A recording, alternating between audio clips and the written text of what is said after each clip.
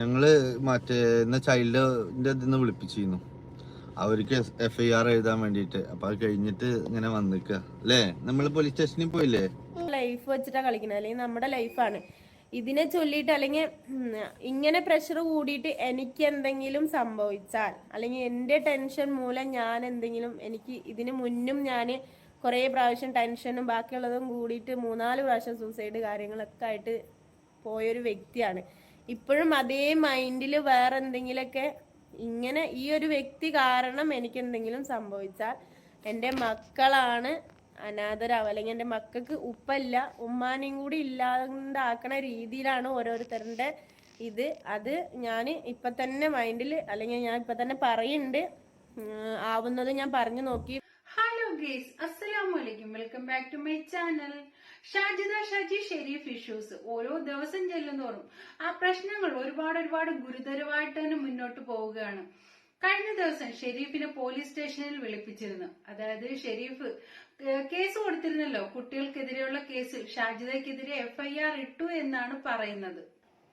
അവളുടെ അക്കാനോട് ഞാൻ അങ്ങനെ ഒരു ചാനൽ തുടങ്ങട്ടെ എന്ന് ചോദിച്ചപ്പോ അയാളത് സമ്മതിച്ചു. പതിയെ ഇവൾക്ക് ചാനൽ മാത്രമാണ് ഇമ്പോർട്ടന്റ് എന്നുള്ള രീതിയിലായി അവളുടെ ജീവിതം. ഒരുപാട് തവണ കരഞ്ഞും അല്ലാണ്ടും ഒക്കെ കാല് പിടിച്ചിരിക്കണു. ഇവളുടെ ഇക്ക മരിക്കണ സമയത്ത് വരെ ഇവളുടെ വീട്ടിലാ ഇയാളോട് തെറ്റിയിട്ട്. ഇയാൾ പോയിട്ട് ഇങ്ങനെ ചെയ്തു. കാരണം എന്താ പറയുക, ഒരു മനുഷ്യ സഹിക്കേണ്ടതിലും അപ്പുറത്തേക്ക് ഒരാണൊക്കെ ആത്മഹത്യ ചെയ്യാന്ന് പറഞ്ഞിട്ടുണ്ടെങ്കിലോ, പലതും എത്രത്തോളം സഹിക്കാൻ പറ്റുമോ അത്രത്തോളം സഹിച്ചു പിടിച്ച് ജീവിക്കുന്ന ആളാണ് ആണുങ്ങൾ.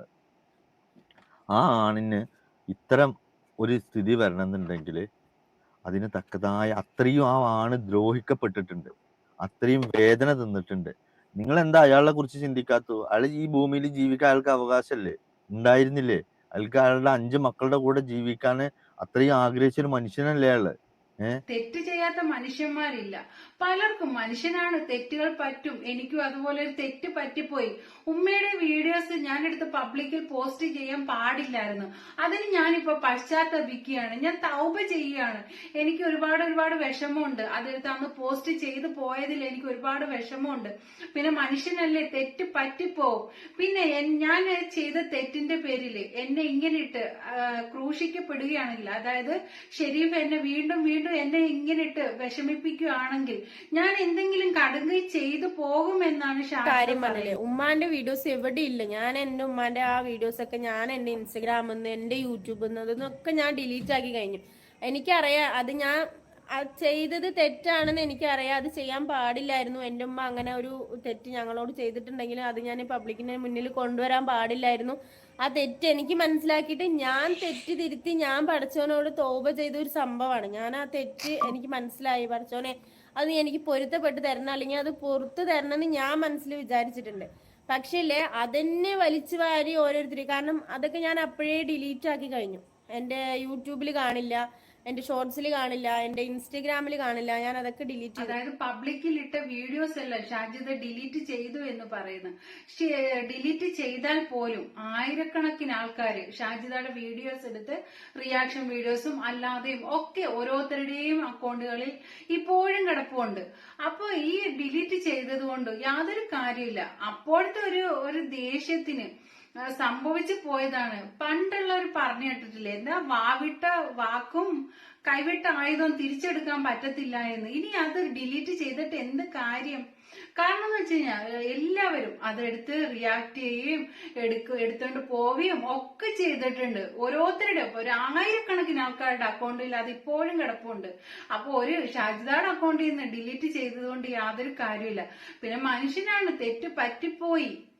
അപ്പൊ ഇതിനിപ്പം പശ്ചാത്തപിക്കുന്നുണ്ട്, ഒരുപാട് പശ്ചാത്തപിക്കുന്നുണ്ട് ഷാജിദ.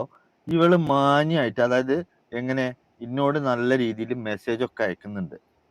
ഞാൻ ആ ഗൾഫിൽ നിൽക്കുന്ന സമയത്ത് ഞാൻ അങ്ങോട്ട് മെയിൻറ്റെയിൻ ആയിരുന്നതാ. എന്റെ ബർത്ത്ഡേയുടെ സമയത്തൊക്കെ എനിക്ക് ദീർഘായുസ്, ആഫിയത്ത്, ആരോഗ്യം എന്തൊക്കെ ഓള് ഓഫർ ചെയ്തെന്ന് അറിയോ മെസ്സേജില് ബർത്ത്ഡേ സമയത്ത്. ആ ഓള് പിന്നെ എന്നെ കൊണ്ട് മാക്സിമം ഓളെ കമ്പനി ആക്കാൻ നോക്കിയിരുന്നു. ഞാൻ അതിന് വഴങ്ങണില്ല എന്ന് കണ്ടപ്പോഴാണ്, ഞാൻ വീണ്ടും ഇത് ചെയ്തപ്പോഴാണ് അവള് വന്നത്. കാരണം എനിക്കും എല്ലാരെയും പോലെ വേണമെന്നുണ്ടെങ്കിൽ പിന്നെ ഓളോട് കമ്പനിയായി സോപ്പിട്ട് നിന്ന് എന്തെങ്കിലും അങ്ങനെ നേടിയെടുക്കാൻ കഴിയുന്ന ഒരാണാണെന്നുണ്ടെങ്കിൽ അങ്ങനെ ചെയ്യാം. പക്ഷെ എനിക്ക് അത്ര കാര്യങ്ങൾക്ക് താല്പര്യമില്ല. അതുകൊണ്ട് തന്നെയാണ് ഓള ആഫിയത്തിനും ആരോഗ്യത്തിനും ഞാൻ ആമീൻ പറഞ്ഞ് നിൽക്കായിരുന്നത്. എന്റെ ഫോട്ടോ എടുത്തു വെച്ചിട്ടായാലും എന്റെ പേര് എഴുതി വെച്ചിട്ടായാലും ഷാജിദ എന്ത് തന്നെ ചെയ്തെന്ന് പറഞ്ഞാലും എനിക്ക് യാതൊരു വിഷയവും ഇല്ല. പിന്നെ ഷാജിദയോട് ക്ഷമിക്കാൻ ഒരിക്കലും ഞാൻ തയ്യാറുമല്ല എന്നാണ് ഷെരീഫ് പറയുന്നത്. ഷെരീഫ് അത് പറയാൻ കാരണം അത്രയ്ക്ക് അപമാനം ആ ഷെരീഫിനുണ്ടായി. അവരുടെ വീട്ടിൽ വന്നിട്ട് കൊച്ചു കുട്ടികളെ വരെ തെറി വിളിച്ച്, വയസ്സായ ഉമ്മായും വാപ്പായും തെറി വിളിച്ച്, വൈഫിനെ തെറി വിളിച്ച്, അവരുടെ വീട്ടിൽ വന്നിട്ട് കാട്ടിക്കൂട്ടി ആ ഒരു പ്രശ്നം നമ്മൾ എല്ലാവരും സോഷ്യൽ മീഡിയ ഒരുപാട് എടുത്തിട്ട് വൈറലാക്കിയ ഒരു സംഭവം തന്നെയാണ്. അപ്പൊ അതിന്റേതായ ദേഷ്യം ഷെരീഫിനുണ്ട്. അപ്പൊ അത് പെട്ടെന്നൊന്നും ആ ഒരു ദേഷ്യം മാറാനും പോകുന്നില്ല. സ്വാഭാവികമാണ്, നമ്മളുടെ വീടുകളിലോട്ട് കയറി ഇങ്ങനെ വന്നു കഴിഞ്ഞാൽ ആർക്കായാലും ദേഷ്യം ഉണ്ടാവില്ലേ? അപ്പൊ അതേ ഷെരീഫും ചെയ്യുന്നുള്ളു. പക്ഷേ എന്താ പറയാ, ഇപ്പൊ ഒരുപാട് പശ്ചാത്തപിക്കുന്നുണ്ട് ഷാജിദ. അത് ആ ഒരു പോയ പോക്കിന്. ഞാന് എൻ്റെ മക്കള് എൻ്റെ വഴിക്ക് നിൽക്കുന്നുണ്ട്. ഇല്ല, എൻ്റെ മക്കളിനെയും നിങ്ങൾ കൊലയ്ക്ക് കൊടുക്കാനാണ് നിങ്ങളുടെ തീരുമാനമെങ്കിൽ അങ്ങനെ തന്നെ ആവട്ടെ എന്ന് ഞാൻ പറയണു. ഓക്കെ, എന്താ പറയാ, ഒരു മനുഷ്യന് ക്ഷമിക്കണതിന് ഒരു പരിധി ഉണ്ട്. പേര് എഴുതി വെച്ചിട്ട് ഓളിഞ്ഞിപ്പോ സ്റ്റുഡിയോയിൽ പോയി ഫോട്ടോ എടുത്തിട്ട് എന്തെങ്കിലും ചെയ്താൽ എന്താ? എനിക്ക് കുറെ ആളുകൾ കഴിച്ചിലാവും എന്നല്ലാതെ. ഓള് ചിലപ്പോ കബറിൽ ചോദ്യം ചെയ്യാൻ വരുന്ന മലക്കുകളെ സെൽഫി ലൈവ് ഇട്ട് പേടിപ്പിച്ചു. അതിനപ്പോ ഓള് നടക്കണം. കബറിൽ ചോദ്യം ചോദിക്കാൻ വരില്ലേ മുൻകറി നക്കീറും? ഇനി ഓൾക്ക് ഇവൾക്ക് ഇഷ്ടപ്പെടാത്ത വല്ലതും ചോദിച്ചു കഴിഞ്ഞിട്ടുണ്ടെങ്കിൽ അപ്പൊ സെൽഫി ഇടുവക്കാരം. അതിനാ ഓള് നിക്കണ. കുറച്ച് നാളുകൾക്ക് മുമ്പ് ഷാജിദ് പറയുന്നത് എന്താ ചെയ്യുന്ന എന്താ എന്ന് അവൾക്ക് പോലും ഒരു ബോധമില്ലാത്ത പോലെയായിരുന്നു ആ ഒരു പ്രവൃത്തിയൊക്കെ. ശരിക്കും നമ്മൾ കണ്ടതാണ്. വീട്ടുകാരോടായാലും നാട്ടുകാരോടായാലും കമന്റ് ഇടുന്നവരോടായാലും റിയാക്ഷൻ വീഡിയോ ചെയ്യുന്നവരോടായാലും ഒക്കെ കാണിച്ചു കൂട്ടിയതെല്ലാം നമ്മൾ കണ്ടതാണ്. ഈ വലിയ വാവിട്ട വാക്കും കൈവിട്ട ആയുധവും തിരിച്ചെടുക്കാൻ പറ്റത്തില്ല എന്ന് നേരത്തെ പറഞ്ഞില്ലേ, ആ ഒരു അവസ്ഥ. ഇപ്പൊ അവള് സോറി പറയാണ്. അതായത് തെറ്റ് പറ്റിപ്പോയി, ആ സോറി എന്ന് പറഞ്ഞു കഴിഞ്ഞാൽ ഇപ്പൊ എല്ലാരും അങ്ങ് ക്ഷമിക്കുവോ? ഒരിക്കലുമില്ല. പക്ഷെ അവരുടെ ഉമ്മ ക്ഷമിക്കുമായിരിക്കും. കാരണം എന്ന് വെച്ച് കഴിഞ്ഞാൽ അവരുടെ മകളാണ്. എത്ര തെറ്റ് ചെയ്തു എന്ന് പറഞ്ഞാലും ഒരു ഉമ്മമാര് മക്കളോട് ക്ഷമിക്കും. അതിന് അവൾ ക്ഷമ ചോദിച്ചില്ല എങ്കിൽ പോലും ആ ഉമ്മ എപ്പോഴോ പൊരുത്തപ്പെട്ടു കൊടുത്തിട്ടുണ്ടാവും. അത് ആ ഉമ്മയുടെ മൂത്ത മകളാണ് അവള്. ഒരിക്കലും ആ ഉമ്മ അവളെ എന്തായാലും അകറ്റി നിർത്തത്തില്ല. അവര് പൂർണ്ണമായിട്ടും ക്ഷമിച്ചിരിക്കും. അതുപോലെ മറ്റുള്ളവര് ക്ഷമിക്കുവോ? ഒരിക്കലുമില്ല. പിന്നെ ഇന്നലെ കോഴിക്കോട്ടിന്ന് കാണാൻ വേണ്ടി ഞാൻ രാവിലെ എഴുന്നേറ്റപ്പോ തന്നെ അയാള് ഫയർ എഞ്ചിനീയറാന്നാ പറഞ്ഞത്. ഞങ്ങള് ഫോട്ടോയും കാര്യങ്ങളും ഒക്കെ എടുത്തിട്ടുണ്ട്. പക്ഷെ ഞാൻ അയാളതിക്ക് കൊണ്ടുവരുന്നില്ല. ഒക്കെ എടുത്തിട്ടുണ്ട്. ഫയർ എഞ്ചിനീയർ ആണെന്ന് പറഞ്ഞിട്ട് കോഴിക്കോട്ട് നിന്ന് അയാൾ വന്നിട്ട് എന്നെ കണ്ട് ഞാൻ എഴുന്നേറ്റ് വന്നിട്ടേ ഉള്ളൂ. അയാൾ അപ്പോഴത്തേക്ക് എനിക്ക് എന്നെ ഒന്ന് കാണേണ്ട ആഗ്രഹം കൊണ്ട് വന്നതാ ഞാൻ എന്നൊക്കെ പറഞ്ഞിട്ട് കുറെ കെട്ടിപ്പിടിക്കുകയൊക്കെ ചെയ്തു. എന്നിട്ട് എന്നോട് പറഞ്ഞു ഒരിക്കലും വിടരുത്, ഇവൾക്കൊരു വീട് ഞാൻ കൊടുക്കാനൊക്കെ വിചാരിച്ചതായിരുന്നു, പക്ഷെ ഞാനത് കൊടുക്കൂല. നിന്റെ വീഡിയോസ് ഇരുന്ന് കണ്ടപ്പോഴാണ് ഇവളുടെ ചരിത്രം മനസ്സിലായത്. അപ്പോഴാണ് ഞാൻ ഇവളെ കുറിച്ചിട്ട് അന്വേഷിച്ചത്. അപ്പോഴാണ് നീ മാത്രമല്ല എല്ലാവരും പറയുന്നത് ഇവൾ ഇത്രയും മോശം പെണ്ണാണെന്നുള്ളതാണ്, അതുകൊണ്ട് ഞാൻ കൊടുക്കൂല അതെന്ന് എന്നും പറഞ്ഞിട്ടാണ് അയാൾ ഇവിടുന്ന് പോയത്.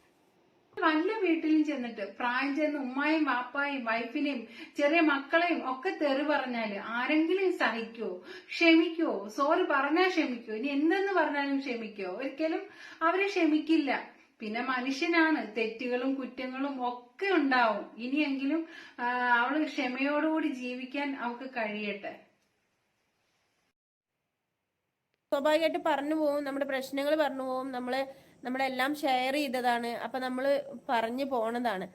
പിന്നെ നീ ഇട്ട് കാണിക്കുക അങ്ങനെ ഇങ്ങനെ എന്നൊക്കെ പറയുമ്പോ നമ്മള് സ്വാഭാവികമായിട്ടും നമ്മളുടെ മൈൻഡ് മാറിയിട്ട് നമ്മൾ ചെയ്തു പോണതാണ്. നമ്മളപ്പോ അത് ചെയ്തു പോയതാണ്. അപ്പൊ ഞാൻ അത് ഇട്ട് പോയതാണ്. അത് നമുക്ക് മനസ്സിലായി, അത് ചെയ്യാൻ പാടില്ലായിരുന്നു.